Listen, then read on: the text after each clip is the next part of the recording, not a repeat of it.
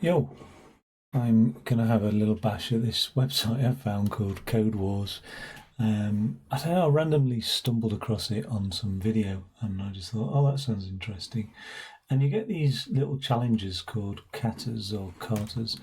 I think that comes from the martial arts. We used to do katas in jiu-jitsu where it was like a little a sequence of steps. Don't know how to explain it. Like almost like a dance, really, that told a story. That's what Sensei used to say.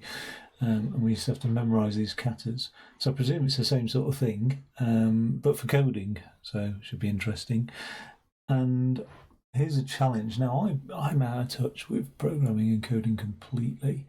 It's been a while, so this is partly why I'm doing it, just to keep those skills remotely up to date. And I say, like remotely up to date. The Western Suburbs Croquet Club has two categories of membership, senior and open. They would like your help with an application form that will tell prospective members which category they will be placed. So to be a senior, you must be at least 55 years old and have a handicap greater than 7. So handicaps range from -2 to 26. The better the player, the lower the handicap. Okay. So the input will consist of a list of pairs. Each pair contains information for a single potential member, which is an integer for the person's age and an integer for their handicap as well.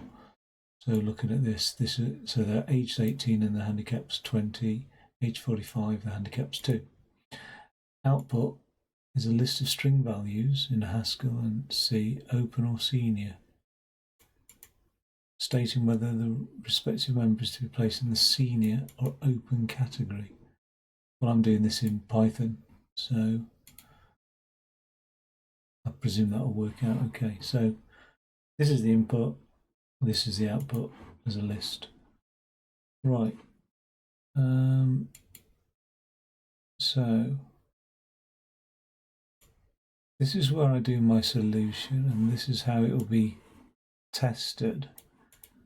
And the tests give me the input and the expected output. Okay, cool.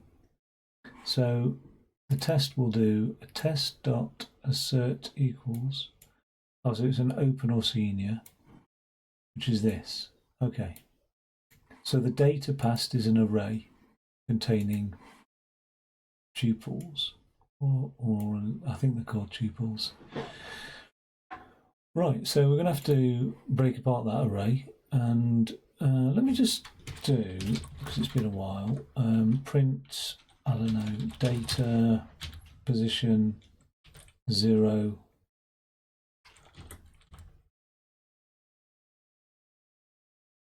one, or 0, 0.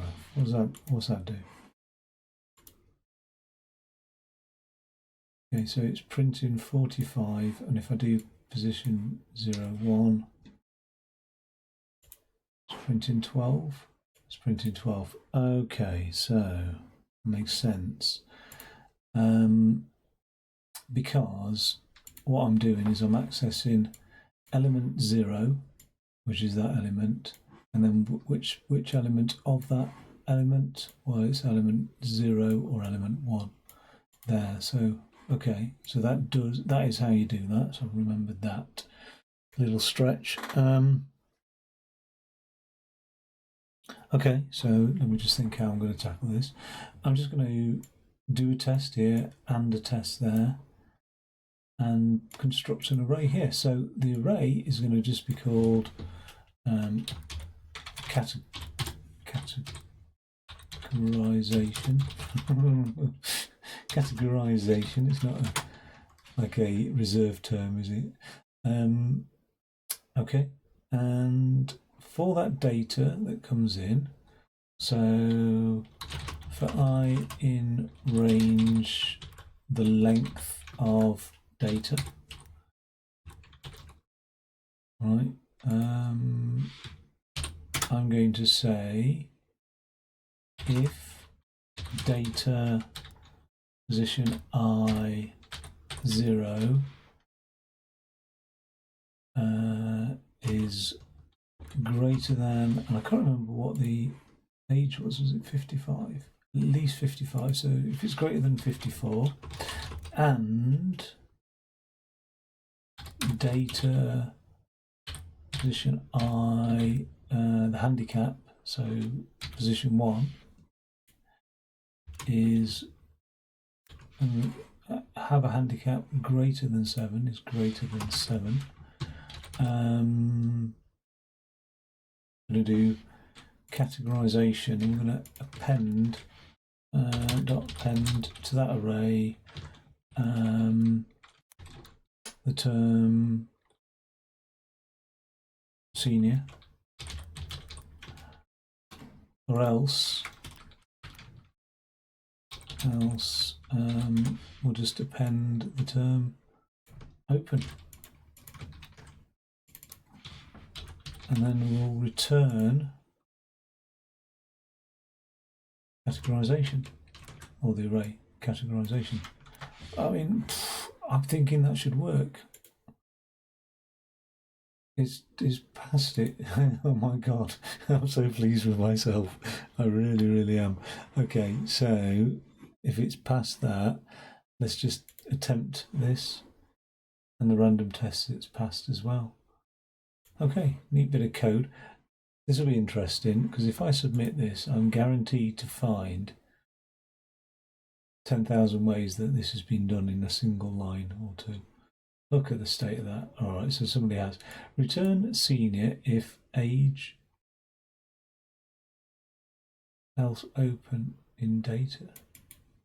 Oh, open or senior data. Oh, okay, so he's done one definition there, but that,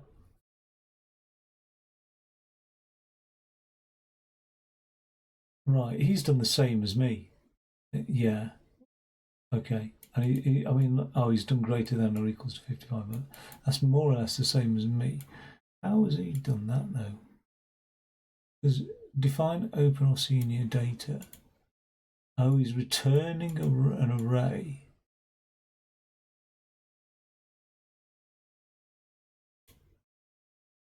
But how's he iterating across the array?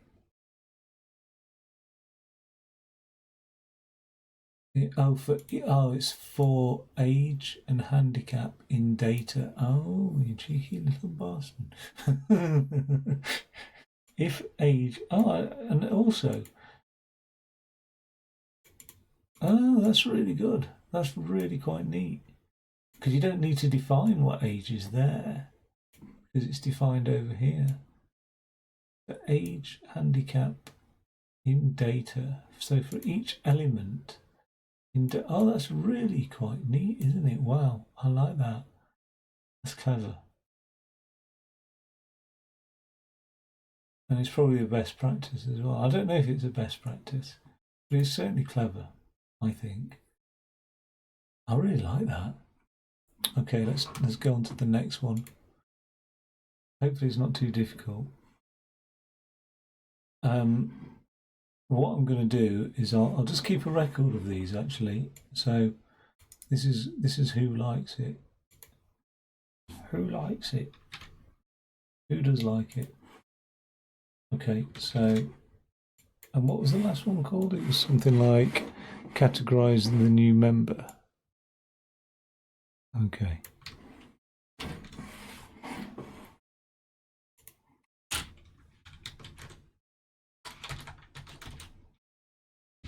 Cool. Who likes it? You probably know the like system from Facebook and other pages. People can like blog posts, pictures, or other items. We want to create a text that should be displayed next to such an item. Implement the function which takes an array containing the names of people that like an item. It must return the display text shown in the examples. So Peter likes this, Jacob and Alex like this, Max, John, Mark like this, and 2 others like this. Oh, okay. Note for 4 more names. The number in and 2 simply increases, yeah. Okay, so I mean there's 5 different cases there. So let's go and train that then.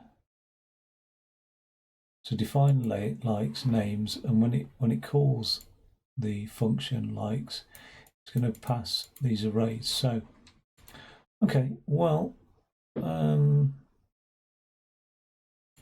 going to do then is it returning or is it printing? Return the display text. Okay, so if array, oh no, if length of names, what I don't know is how to test an array in Python when it's like empty. So Python test if an array is empty. What the proper way? Oh, it's just that, yeah. Okay, if it's empty, it'll be that. Yeah, all right, of course, obviously. So if names equals, so we use the double equals, an empty array, return no one likes this. All right, yeah, cool. All right, let's just test that. All right, so that one passed anyway. Now we just need to say, all right, so else if length of names is 1, right?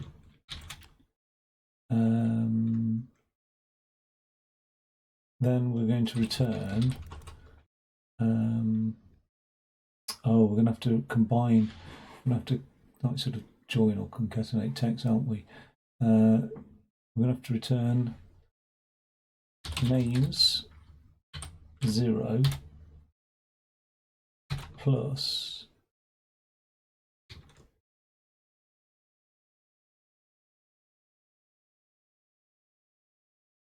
are we returning an array? No, we're not. We're just returning, okay, so space likes this. There's no dot. Let's just test that and make sure that that second one's okay. All right, and then else if length of names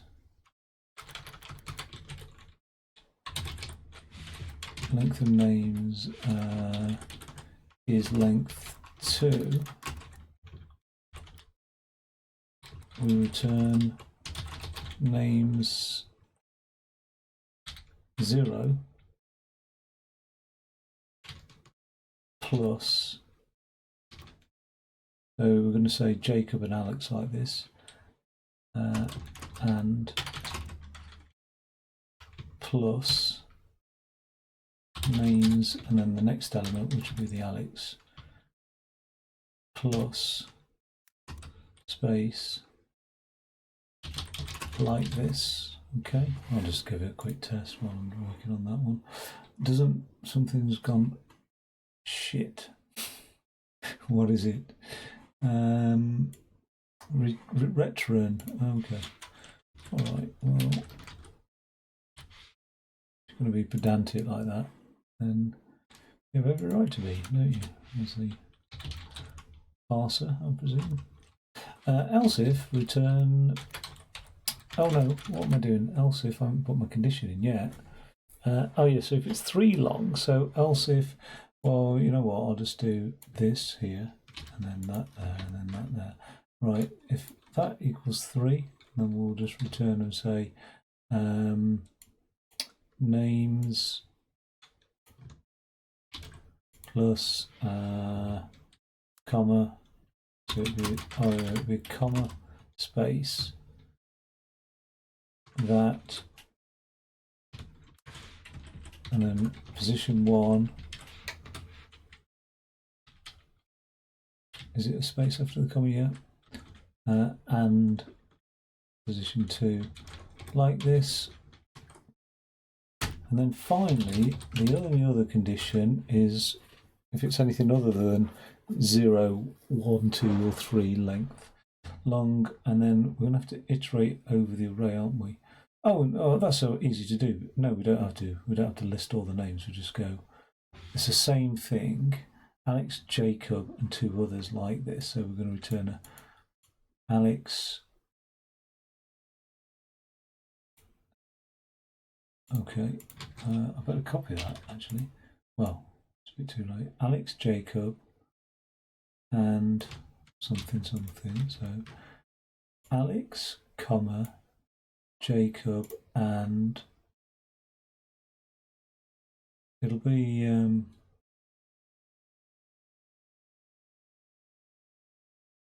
plus. How do you convert string? Length of the array, so the length of names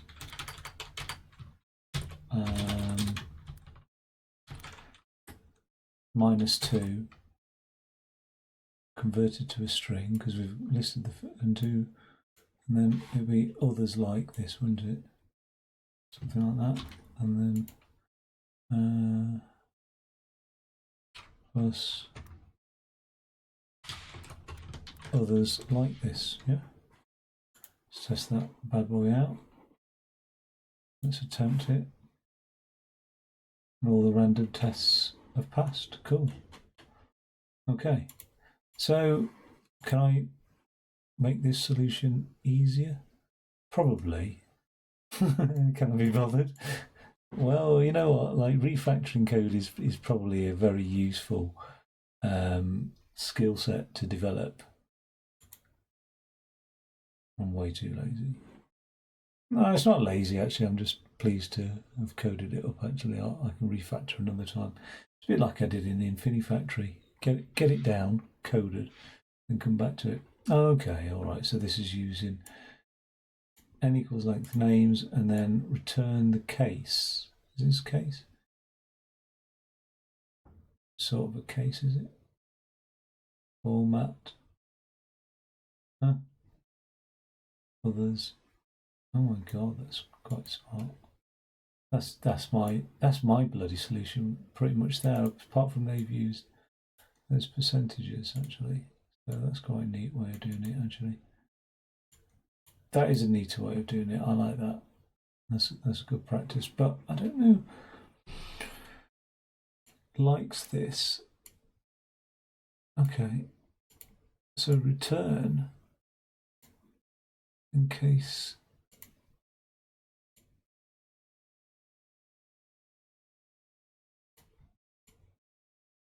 for, and I can't figure that out.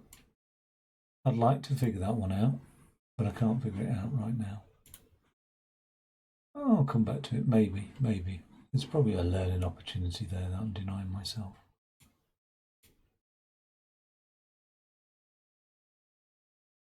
Okay, so this is Disemvowel Trolls. All right, that'll be an interesting one. Disemvowel Trolls, yeah, almost like disembowel, isn't it? Trolls are attacking your comment section. A common way to deal with this situation is to remove all the vowels from the troll's comments, neutralizing the threat. Your task is to write a function that takes a string and returns a new string with all the vowels removed. For example, the string "this website's for losers, lol" would become this. Okay. Note for this counter, y isn't considered a vowel, and when has y been considered a vowel? Apart from the word him, maybe, but even then, we know it's not a vowel. It's the place of a vowel. I don't know. It's a demi-vowel, isn't it? All right. So disembowel. So it passes a string, and I've just got to disembowel that string. Okay.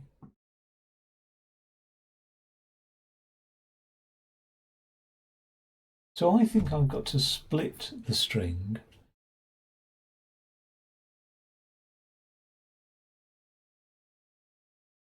I think one way is to split the string based on the vowels.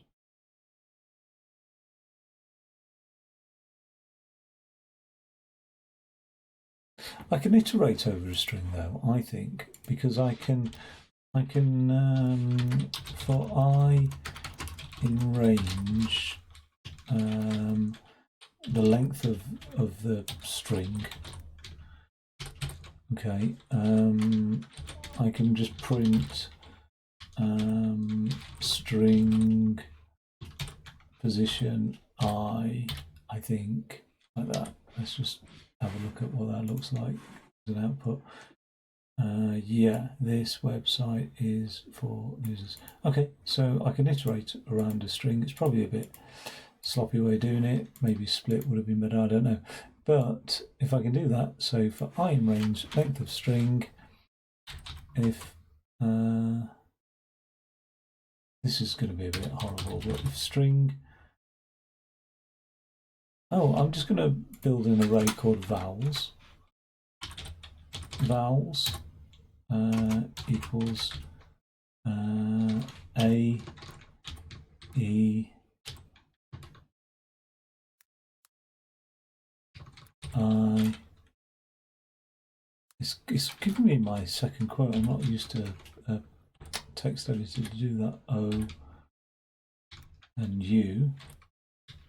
Okay, I'm going to probably need a Python function to lowercase that. Let's have a look at what that Python function would be. Python convert to lowercase. I think it's .to lower or something, .lower. I'm used for string handling. Takes no arguments and returns the lowercase strings from the given. Right, okay. So if string position I, so that particular character we're looking at, .lower in vowels. So as long as it's not in vowels, hey, what are you doing? As long as it's not in the vowels, MPT. If not in the vowels, then we're just going to add it to the array. So we'll just return string equals that, all right? And then as long as it's not in the vowels, we just say return string equals return string plus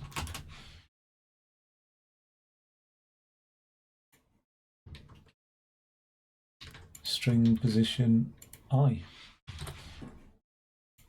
I feel like I've oversimplified it, but maybe not. All right, so we've built an array of vowels, or a list of vowels. We've built a return string, an empty return string. Now for I in the range of the length of the input string,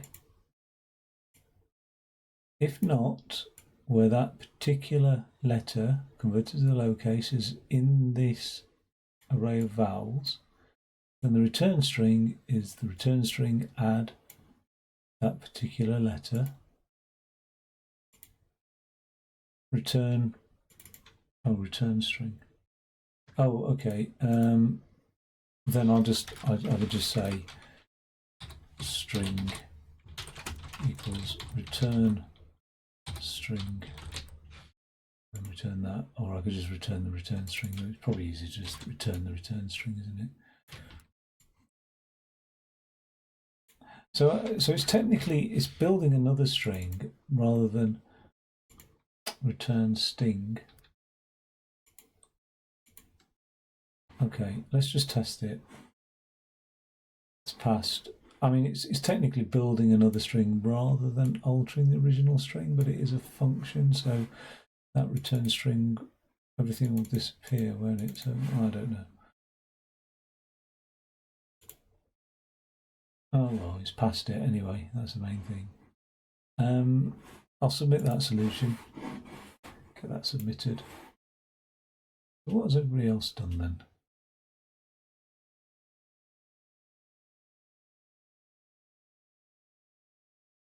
Well, it's taking a wee bit of time, isn't it? Oh, right, look at this. Right, for C and C, if C.lower not in A, E, I, O, U, bloody hell. Of course, that can be treated as a list, isn't it? It's basically a list of characters. God damn it. So return a string dot join for C in. Oh, that's really good. That's just really neat. I like it. Oh, I can't vote it. I can either vote it as clever or a best practice. I think it's a best practice, that one. Yeah, God, that shits on mine, doesn't it? I mean, they always do. This is just the whole point of doing this. I like it. I really like it. It's just so concise, isn't it? And it reads so well, doesn't it, Python? It's so beautiful. Return a string that you join with. So for each C in the string, if the C dot low is not in a R, it's just so goddamn beautiful. Right, next one.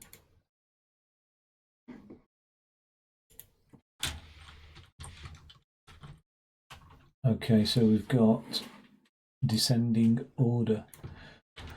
Don't know how many of these I'm going to do actually. Your task is to make a function that can take any non-negative integer as an argument and return it with its digits in descending order. Essentially, rearrange the digits to create the highest possible number. Okay, so whatever. So we're going to be converting types here in Python then. It's not really. I don't know. It's sort of like, in my mind, it's not really maths, this, is it? It's not mathematical, but in a way, I suppose it is, because number theorists would love this sort of shit. Let's go into the next kata then. No, let's not do that. Let's go back to that kata and go into train. Okay, so this is descending order. So all we're going to feed into this, we're going to call the function descending order, and we're going to give it a number. Okay, all right. So first thing we're going to have to do with that number is convert it into a list, aren't we? We're going to have to say num. I don't know if we can do this. Is a string of num. Does that convert num to now being a string? All right, because if I print num, right, what happens here? 15. Right. What happens if I just print num plus a? Will it error out because a is not a? No. So it is a string. All right. Okay. So num's now a string. Num bum. And what we can do is we can put all these. We can sort it now because it's technically an array, isn't it? So like if I do a I don't know, Python sort. Let's just try sorting a list, see what happens. Python list sort method. Okay, so cars.sort. Does it sort it in situ?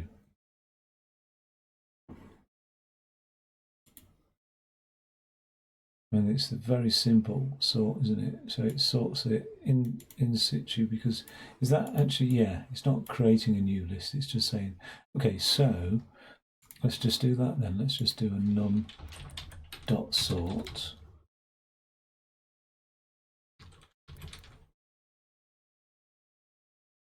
Just a move right here. Oh yeah, for the code.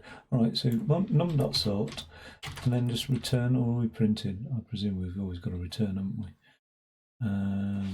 Just double check the instructions, input, output. All right, return num. I mean, but in an integer form, I presume, because. Let's just test that. Unexpected. No attributes, sort. Oh, okay, so can't sort a string.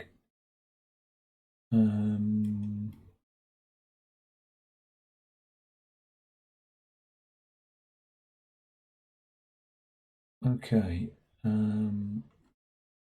So, I mean, I don't know. I mean, I'm trying to make it concise here at the same time, but the way I would do this then is for car in, I don't think car's a reserved word, for car in num,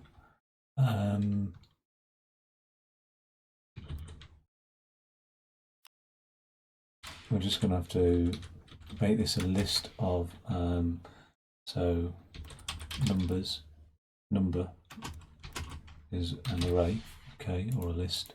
So for car in num, number dot append the character, and we just do a number dot sort, and then for car in number,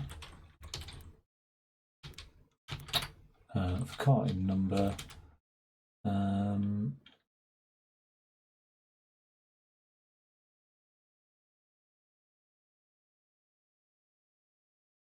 well, we need an output, don't we? Oh yeah, so num equals an empty string, so for car in number, num equals num plus car.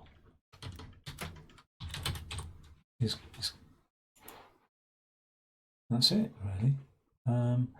So I'm not going to convert it to a string there. I'm just going to have it like that. And then number is an empty array. Oh, I do need to do that, actually, don't I? Because I need to... And I presume it will still sort it, even though the numbers are stored as strings, it's still going to sort it. So I think let's just knock up a quick test there. 15 should be equal to 51. Oh, okay. And it's not. So what was the input there? 15 should be equal to 51. So it hasn't sorted a number. So we convert the number to a string. Okay, so for car in num, we do a number dot append the character of the car. Then we do a number dot sort. Oh, we need to sort it the other way, don't we?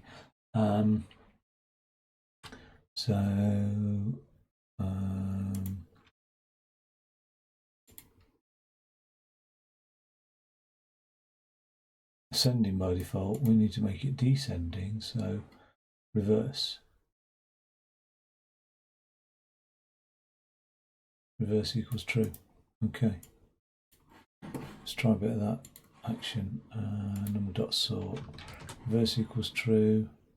Let's test it. Let's attempt the whole thing. Seems to have done it.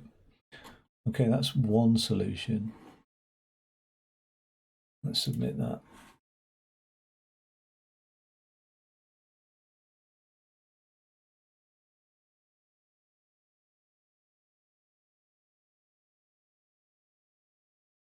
I really like this, actually. This is pretty cool. I did Project Euler stuff, but that was much more mathematics based, which is better.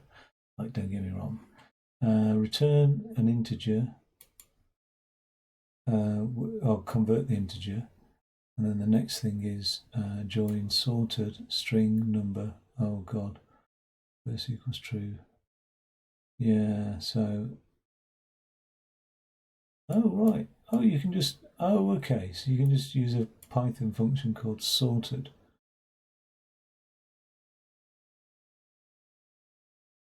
Neat. I've never come across that before. That's quite neat. I like it.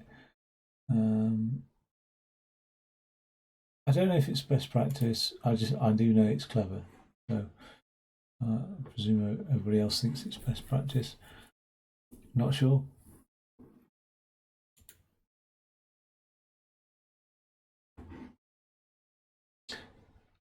Equal sides of an array. 1 second.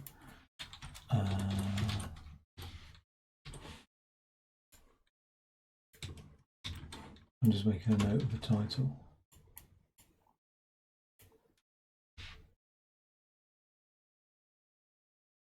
Okay, so equal signs of an array.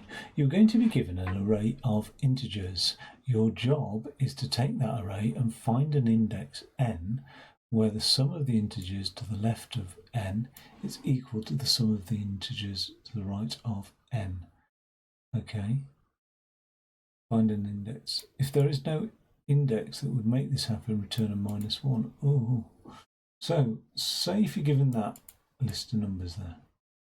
Right, your function will return the index 3 because at the third position of the array there, the sum of the left side of the index 1, 2, including 3, and the sum of the right side of the index 3, 2, 1 both equal 6, but the index position 3, oh sorry, there we go. Index, so that was confusing because my eye was drawn to the value 3, which also happened to sit in the non-computer sciencey type definition of position 3. So okay, so it doesn't include its own position. Okay, let's look at another one. You are given the array 1, 100, 50, -51, 1, 1. Okay, your function will return the index 1 because at the first position of the array, the sum of the left, and the sum of the right both equal 1, last one. Okay, so there's probably a lot of scope for an integer array of length 0 to 1000. The numbers in the array can be any. The lowest index number where the side, okay, so that's nice because then we don't have to see if there's more than one. Yeah, if you're given an array, right, okay. So I'm just going to iterate across the array then, aren't I, really? But I could put some breakpoints in there. And my breakpoints would be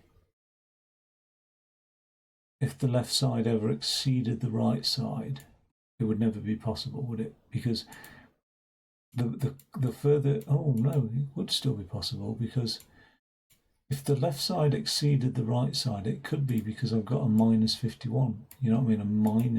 A negative integer on the right side, just causing the right side to be lower. So once we pass that negative integer, we're done. So, okay, all right, let's jump into it anyway. And it's quite an exciting one, actually, as exciting challenges go. Find even index. Yeah, okay. So even index. Yeah. Right. So we're going to iterate across the array. For I in range, I like to keep it nice and simple for myself. Length of array.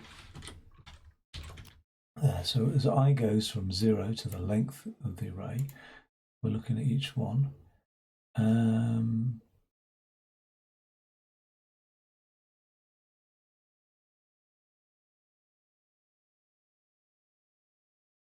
We're going to have to add up the array elements, aren't we?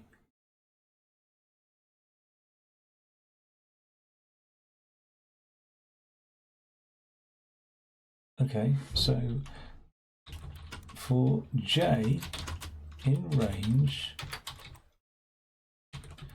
0 to I, so we're going to need a left and a right, so left equals 0, we'll put it up here, that makes sense. So left, we're still going to have to indent it, left equals 0, right equals 0. Okay, so for j in the range 0 to the value of I, left equals left of, it's either plus equals or equals plus. We'll go for equals plus, probably the wrong way around, plus equals. The value of j, so array position j. Okay.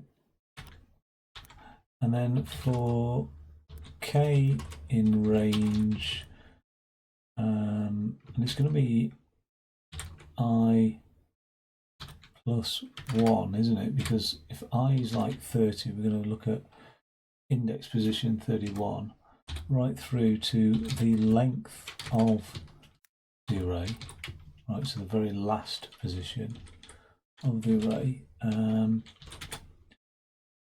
Right equals plus equals the array position k. Okay. And then what we're going to say is if left equals right, just return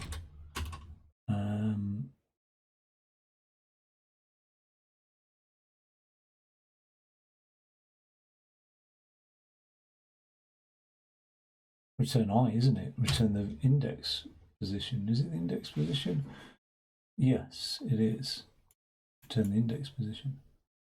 Okay, let's just test that because just for syntax errors. 1 should equal 3, and then it's passed the test here. 1 should equal 3, but why is 1 not equaling 3? Let's just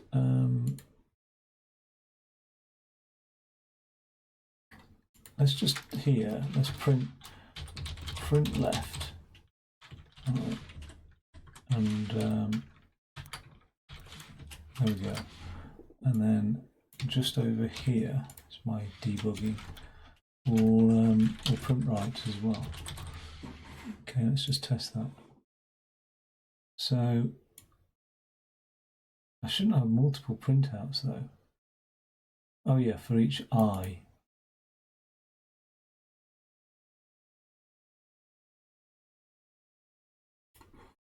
Let's just print. Oh, I don't know. Left.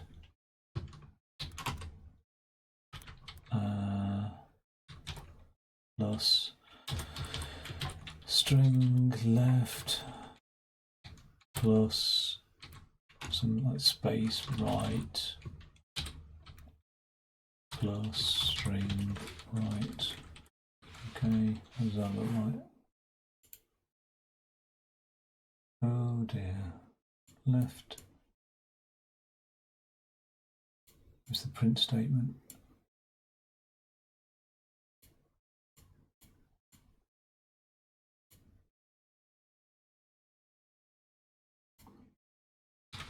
Okay. Oh, it was never closed. Print string left, string right.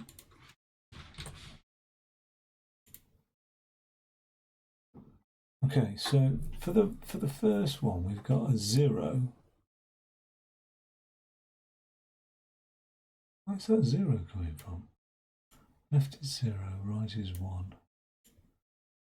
Is 1, right is 1. I'm not printing anything else out. That's the only value I'm printing. Oh no, we're printing left here. Good God.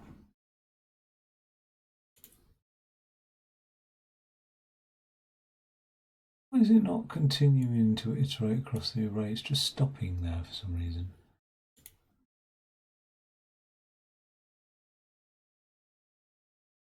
It shouldn't just stop there, because we should have a value for I, str I, and then plus, and then just test that out. Just put a little space there. Right, when I is 0, left is 0, right is 1. When I is 0, left is 0, right is 1. Why are we not going all the way to the right? So it should, for k in range, if I used a j there, j in range 0 to I array, position that, for k in range I plus 1, through to the length of the array.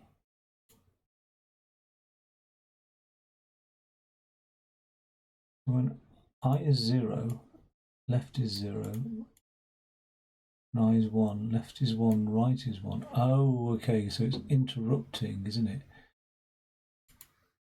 It needs to finish. Oh no, but it should do. It should, for k in range, I plus 1, it should finish all that. K in range 0 to I, that should get finished that block. Right equals plus, plus equals. Does that make a difference? Does make a difference. Bloody hell. Okay, that's cool. So what have we got here then? We've got an issue.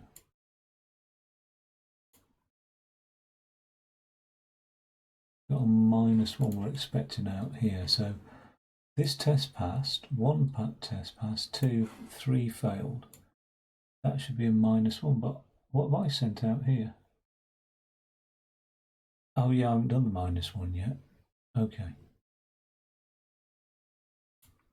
Right, so all I need to do is say somewhere like here, I'm just going to comment out that.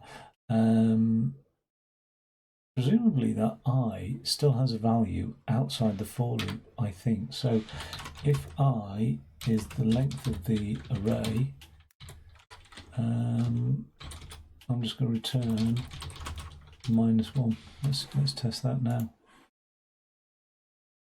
All right. Oh yeah. Simple error. Schoolboy error. Right. Why are we not getting a -1? Still, we should get a -1. So it's these cases are not. Return I. Or no. Or it doesn't matter. It will only come out the for loop if no cases are met. Ergo, just have to return a -1 there. If that return's never hit, then we just return there and get rid of that pass statement as well.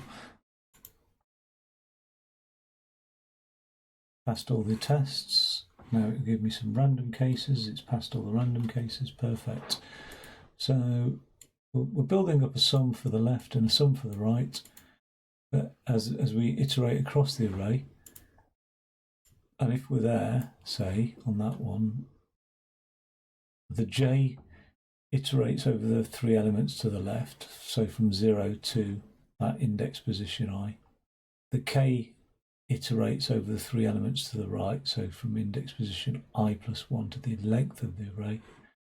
I'm building up the sum of the left and the right, and then if the left and the right equal each other, then we return an I, or else we don't do anything. Oh, is it? If it's changed, do I have to reattempt it? And now I could submit it.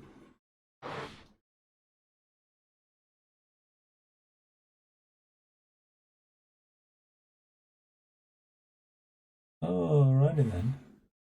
I've unlocked 50 plus honor. You now have the ability to mark comments as having spoiler code. Okay, fair enough. Define find even index. Right, so for I in range of the length of the array, if sum of the array split at I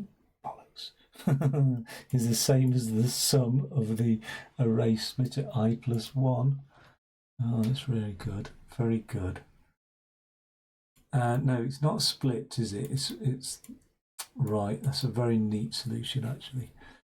It's I don't know how to explain that colon, but it's like every element up to I, and then this was every element after I plus 1, including I plus 1. Return an I, return I. Oh, that's brilliant. It's not. It shouldn't have been hard for me to have got that, actually. I just never really thought of using this colon, but yeah, that's quite neat. Right, I do like that. I'd like to bear that in mind. I'd like to make notes on my own code somehow. It's very good, anyway. Right, moving on then to the next one. I'll make a note of this one, and I might make this my last one. Oh god, it would have to be converting strings, wouldn't it? Bloody. Right.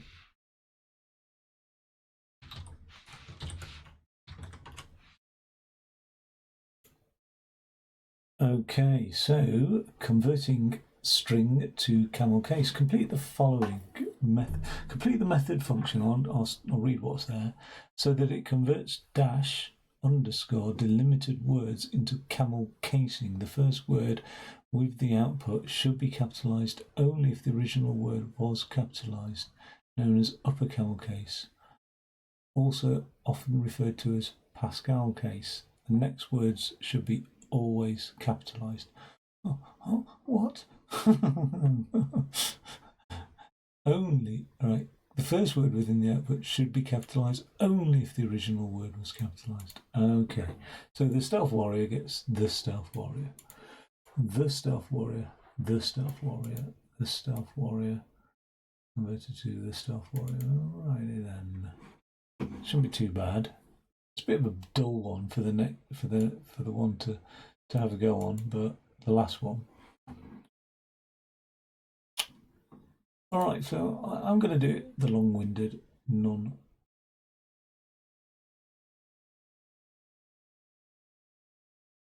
I can split a string, but I don't know if I can split a string based on this or a hyphen. So we'll just forget about it for the moment.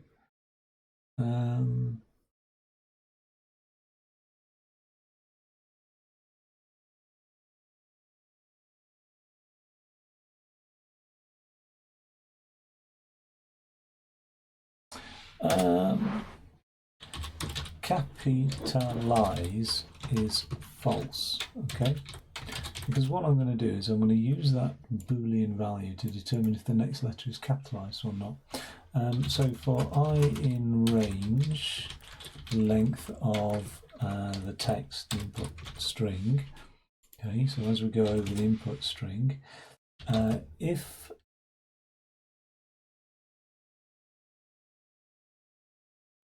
if that input string's character equals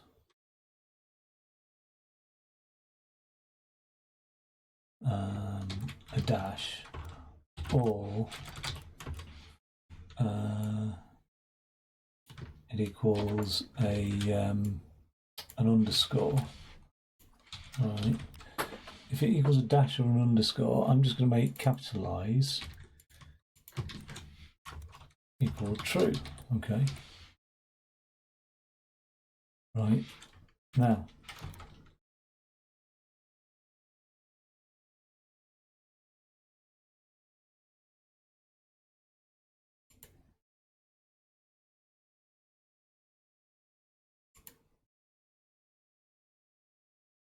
and then and that's it, basically.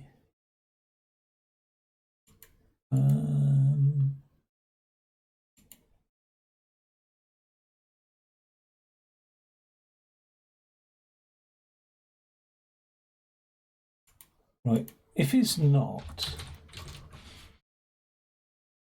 if text doesn't equal that or that, all right, if not, what we're looking at equals a dash or a thingy, all right,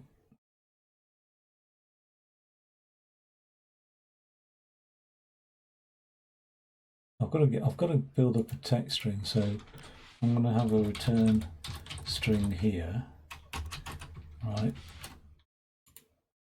So if it's not a dash or a thing, it's going to be added to the return string. So I'll just copy paste. Tutting already. That means I'm getting fed up. I can read my own emotions now. Return string is equal to return string plus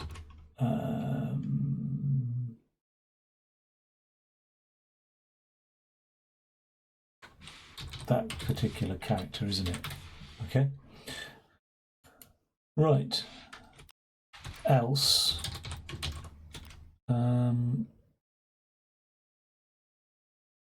capitalizes true, right? So if it is one of those, we just have capitalizes true and we ignore it and move on, because we're not adding it to the return string, are we? Eventually we will return the return string. Now, We've got two cases here, though. We are going to add the capital, but if the preceding one was that or that, then we're going to capitalise it, and the only way we know that is if capitalised. So we need a nested if capitalise is true, so just if capitalise.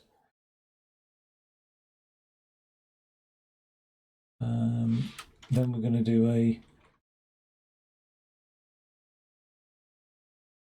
return string equals return string dot text dot upper. Okay. Or else we'll just do.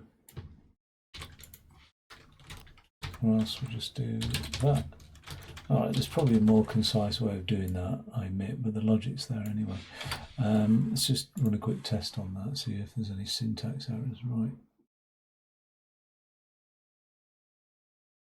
Okay, so okay, so we need to obviously reset that value here.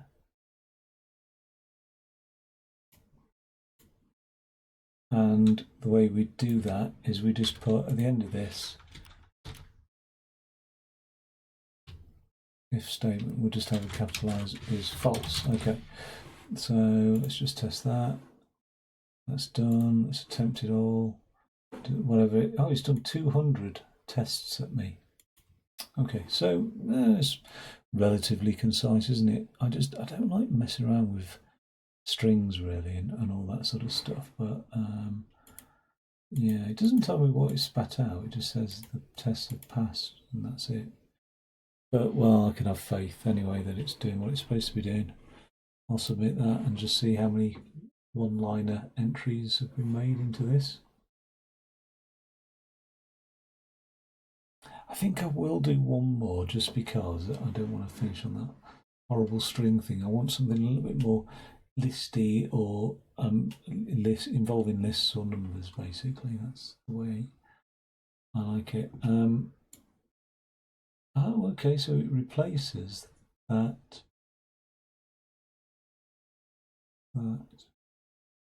Or some sort of splitting as well. Okay, so it'll always replace it with an underscore or something. Oh no, it will replace underscore or dash with a space, and then it's going to split it based on the space.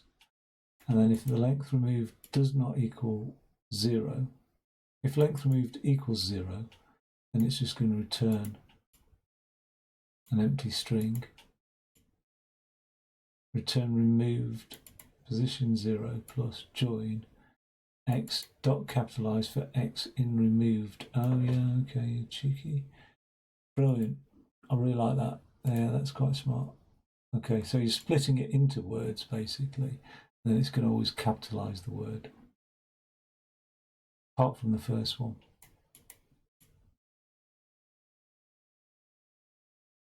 Because it will always just add the first one wherever it is in situ. All right. Okay. Beautiful. We've got a prime one then, have we? Nice. Well, that sounds mathsy. Just what I asked for. It'll take me ages, I'm sure. Is a number prime?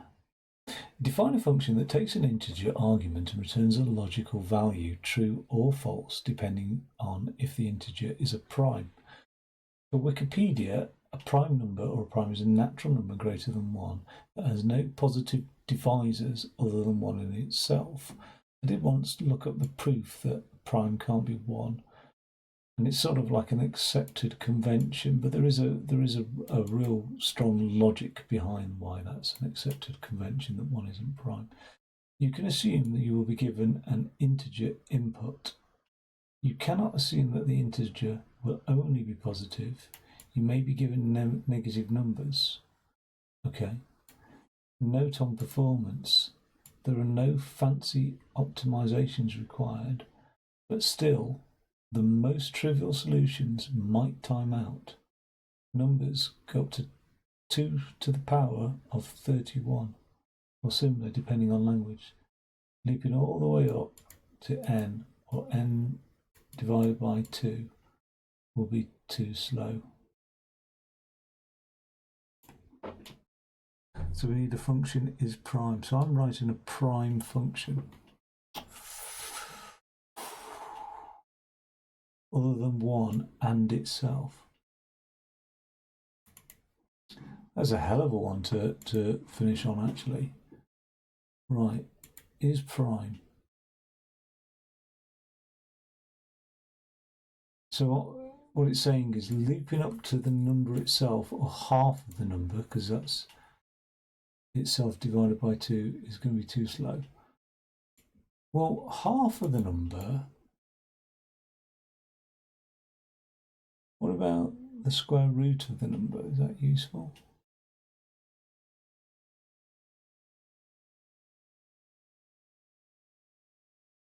Wouldn't have to be halfway up the number, because if we divide it by number 2, it's not an even number. If it divides by 2, it can't be prime. That narrows down the list. So what are the tests? I don't know if this is a word for primality. All right. So if num mod 2 gives a remainder of 0,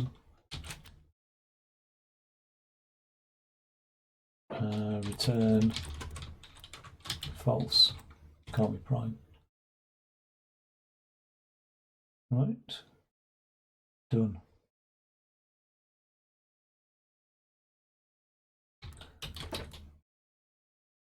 Else if, now what am I going to do to test for prime?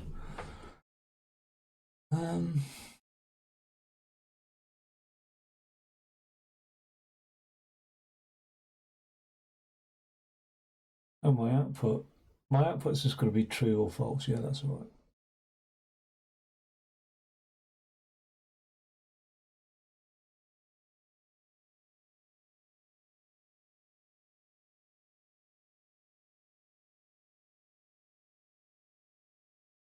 Like, how would I test for primality? I'd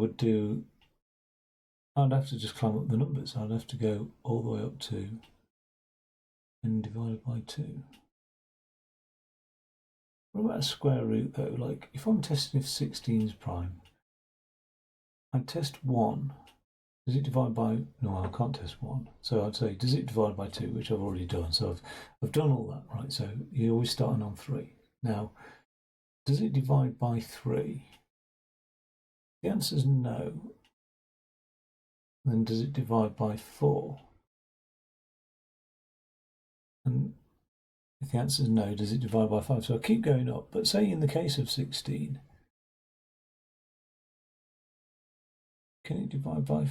All right, what number can divide by 5 that's greater than 16? 20. All right, so 20 can't divide by 4. So what can divide by 5 but not 4? 15. 15 can divide by 3. God, that's so annoying. But if it can't divide by 4,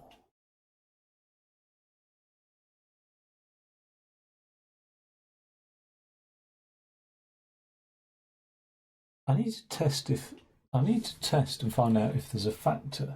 And it's really, to do that test,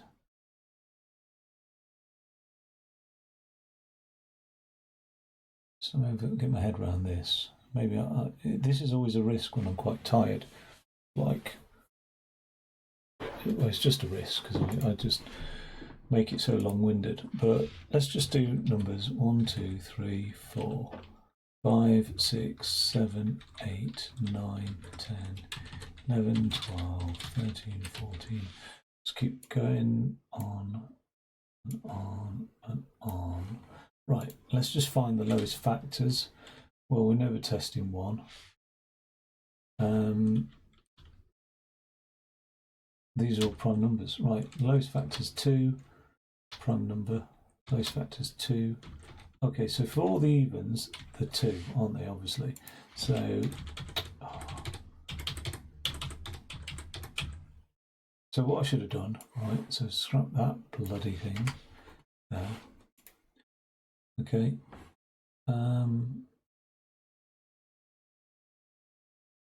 We know 3 is a prime number, but I want that to go through the test, right? 3, 5, 7, 9. Right, let's just do all the odd numbers now. Okay. Those are all prime, so that's the first. Oh, that's the smallest odd non-prime number. Prime, 3, prime off the top of my head, 3. It doesn't divide by 3, but divides by 5. 27, I think, isn't prime because that divides by 3. 29 is a prime, doesn't divide by 3. 4, 5, 6, 7, 8, 9. Okay. But when I start getting into the 4, 5, 6, 7's test, so what I do is I test it. Does it divide by 3? No. 4? No. 5? No. 6? No. 7? No. 8? No. But I know 8 isn't a worthwhile test. Why is that? Because it's never going to divide by 2, so it's got to be 3 times 8 is 24. Okay, so it's not, we don't get into 8, but 3 times 9 is 27. So at this point, I know I've tested 9, but how do I know 9's... I sort of intuitively knew 9 wasn't... When did I intuitively know it was prime? It was when I got somewhere here. What's the square root of... Alexa, what's the square root of 29? The square root of 29 is 5.3852. So 5 times itself is 25. And here's more about that. Alexa, stop. Ah, I know why. Because we've tested every lower number, haven't we? We don't need to test these because at this point can't be a higher number. One of the factors can't be higher than 6 because 6 times 6 is 36. If we get into a factor higher than 6, like 7, its second factor would have to be lower than itself, which would be back down to 6. So as long as we test up to the square root of a number, I think we're okay.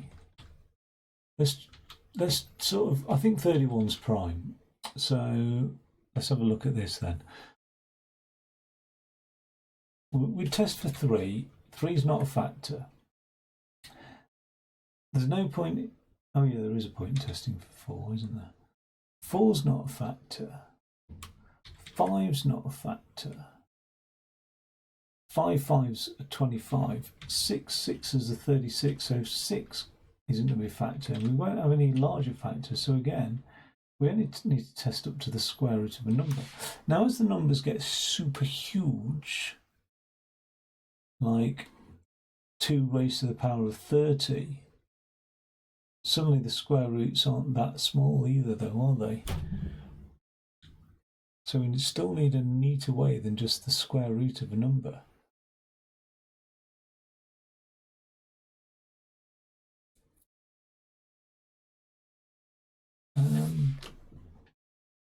Alexa, what's the square root of 2 raised to the power of 30? The square root of 2 to the power of 30 is 32,768. Not a huge number. It's not massive. Oh God, you've moved on now, you stupid AI. I want to see that number. 32,768. But that's a lot to iterate over, isn't it? 32,000 numbers to iterate over. Is that what the thing said, though? There are no fancy optimizations. 2 to the power of 31. Alexa, what's the square root of 2 to the power of 31? The square root of 2 to the power of 31 is approximately 46,340.95. How come that's a bloody bigger number than the last one? Alexa, what's the square root of 2 to the power of 32? The square root of 2 to the power of 32 is Alexa, stop. 65,000. Okay, so the square root of 2 to the power of 31 is 45,000. That's a hell of a lot of factors to iterate over, isn't it, though? To constantly test a number and say blah, blah, blah.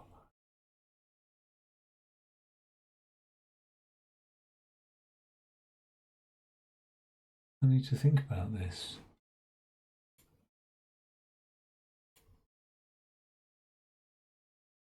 Like, it'll work for those test cases. This. I don't know how to write square root in Python. Do I just do it as an integer or as a like a fraction? Python square root function.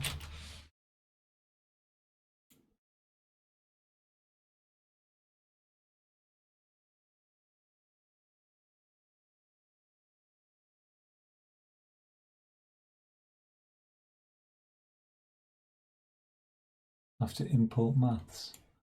Math.square root. I don't know if I can import math.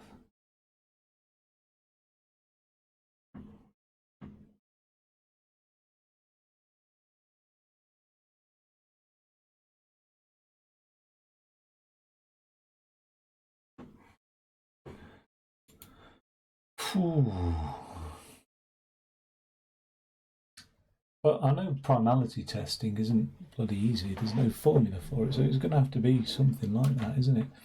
And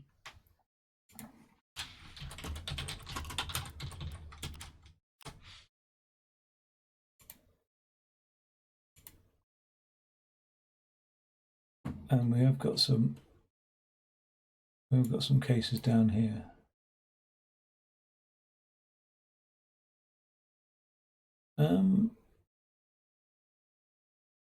I've never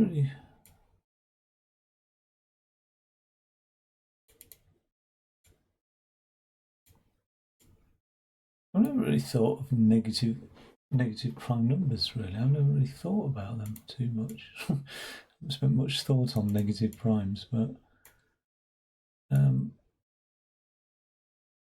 minus 41 is not prime. What's 41 divisible by then?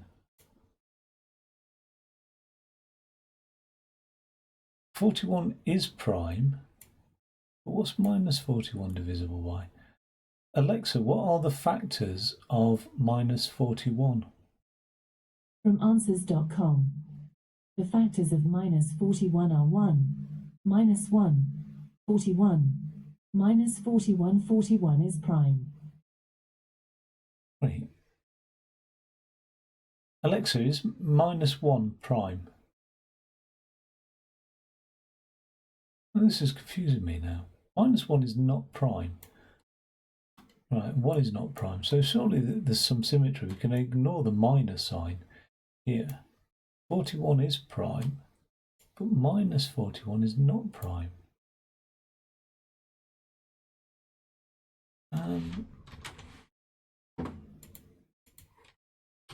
Are any negative integers prime? Any number that has no positive dividers other than itself of number 1. Because when it is divided by 1,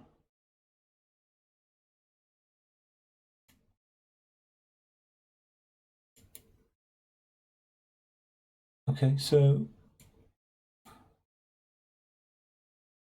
that makes life easy, right? If the number is like less than, I don't know, 3, right, it's never going to be prime then, is it?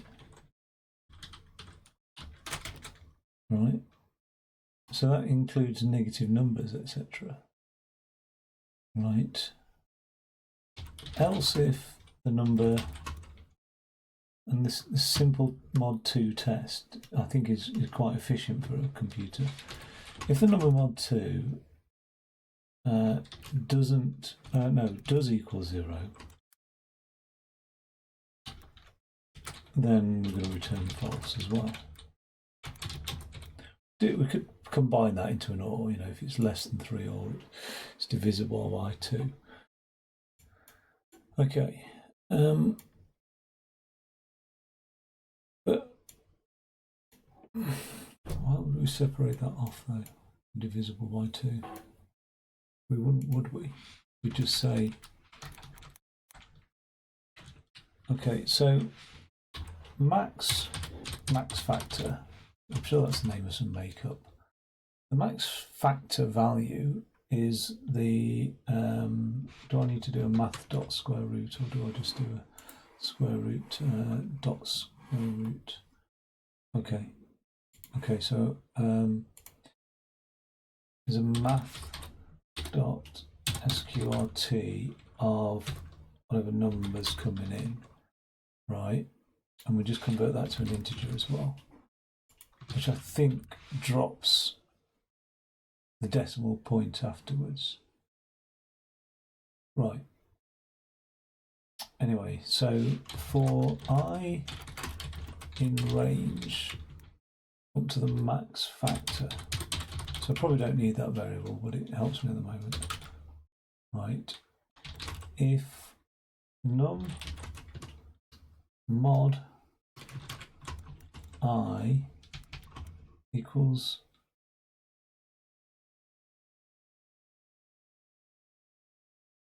it's not that, is it?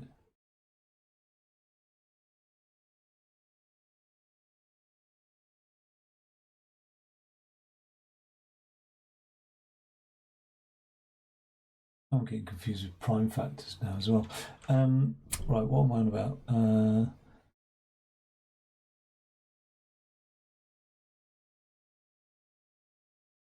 Wait, I do have to test.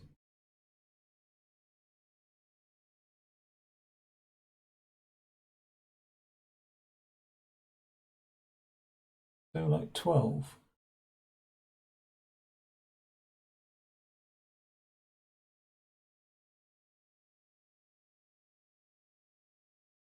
Yeah. The num mod I equals 0, return false. At any point, if it divides by that number evenly, we'll return false.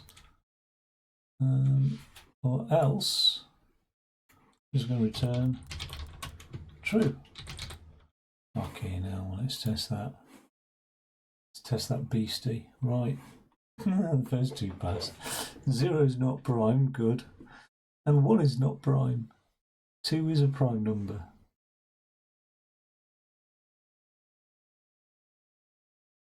Of course 2 is a prime number because it only... Right, so if the number's less than 2... Okay. But I in range 2 to max factor. No, I didn't mean to attempt it. Let's just test it. Right. 6 of 6 passed. 5 of 5 passed there. So the basic tests and the test prime, okay, they passed. However, 4 isn't a prime number. Alright, so but I in range from 2 to the max factor, which is 2. Ooh.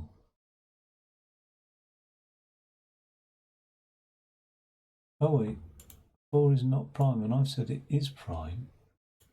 Why did I say it's prime?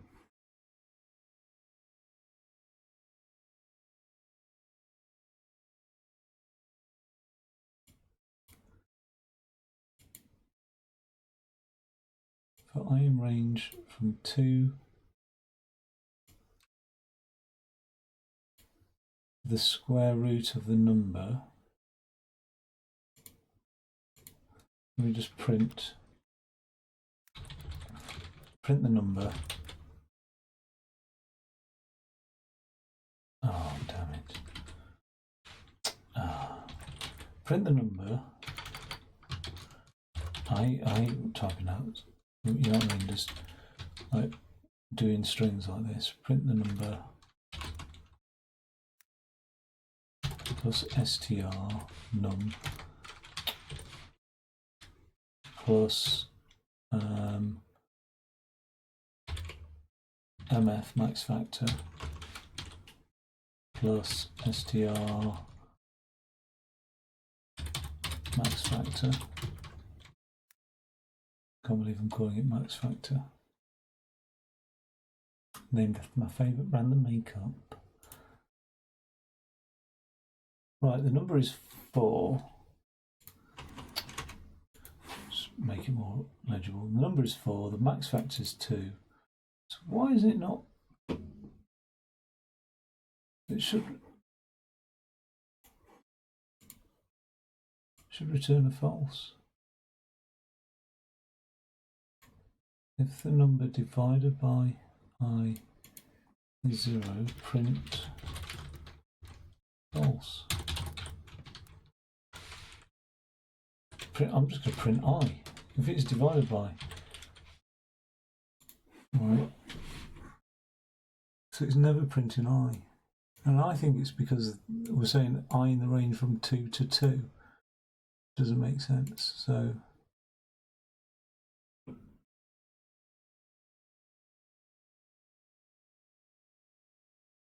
it's only going to be 4 that's the fuck up, is it?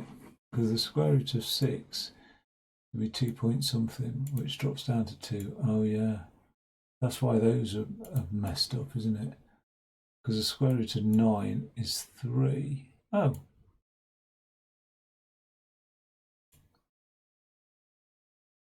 Nine is not prime. Why am I saying 9 is prime then? Because 9... Oh, it's when the... Okay.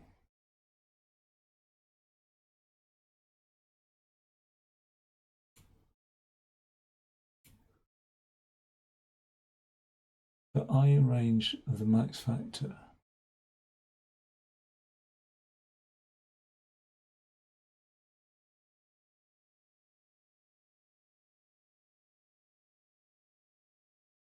I need something here to just sort of tidy that little bit up there. Because when I've got...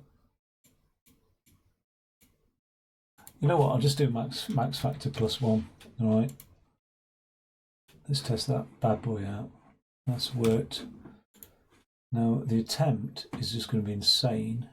Oh, it seems to have done it. Well, I'm glad I had that hint about square root in it, but these numbers, if I just take out that print now, and that print there, just make it a little bit smaller. Okay, my primality test is prime has worked. Because of that square rooting it, it seems to have... Now I think this is to do with like the big N. Oh god, this is going back. Sort of compute cycles. If you square root, you dramatically reduce the compute cycles rather than half, because it's not a linear reduction in processing time. It's a logarithmic reduction in processing time, I think. Oh well, I'm going to submit that and then just have a look at everybody else's stuff. Oh. The Miller-Rabin test for prime. Okay, so define even odd, right? S and D is 0 and n. So while D mod 2 is 0, S is plus 1, D, I don't know what that means. Return S and D. Miller-Rabin. Gonna have to read about that. I'll just, what the comments say. Nerd.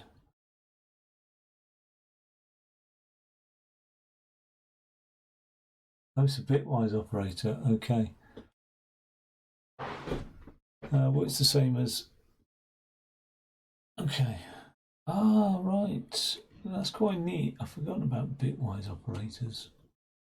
Completely forgot about them. They do save a lot of time in stuff, but.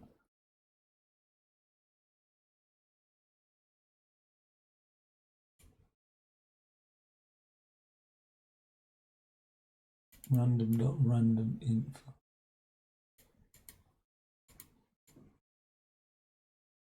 So random int. Why would you need to generate a random integer in a return statement in range 40?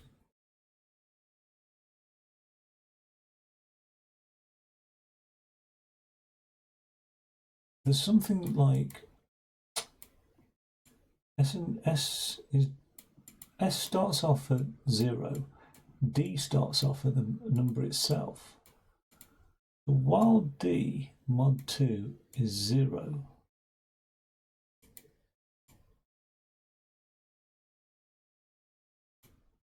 so whilst you're dividing by 2, you keep adding 1 to S,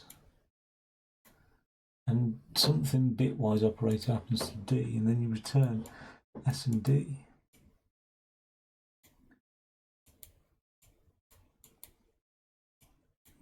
The is prime if P is 2, return true, prime. If P is less than or equal to 1, or P mod 2 is equal to 0, return false. It's not prime.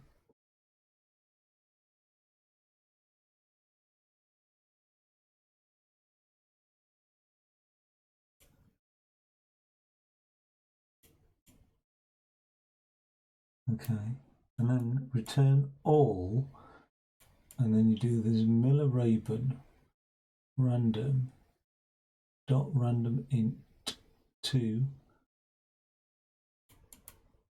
a random integer between 2 and P minus 1.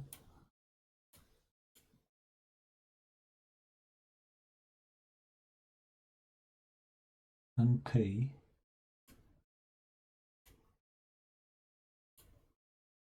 for something in range 40.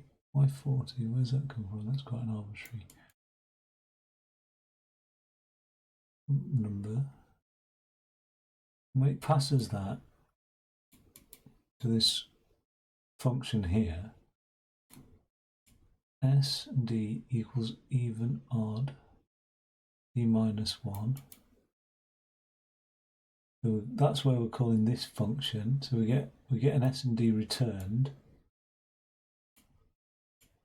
A equals, where's this function defined, this POW?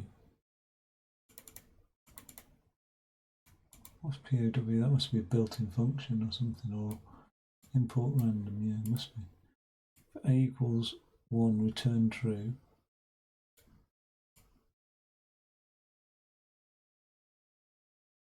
I in range, yeah, I can't get my head around it right now, but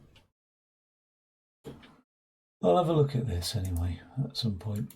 Right, okay, well that's it, me done for this little website that I found. I'll put a link to the website in the description because it's pretty cool, and hopefully if you're just starting out in coding or if you're an advanced coder, because I know that these Caillou things here, like the lower the Caillou, the more complex the problem is. So I think, like, is that my profile on 7 Caillou, maybe?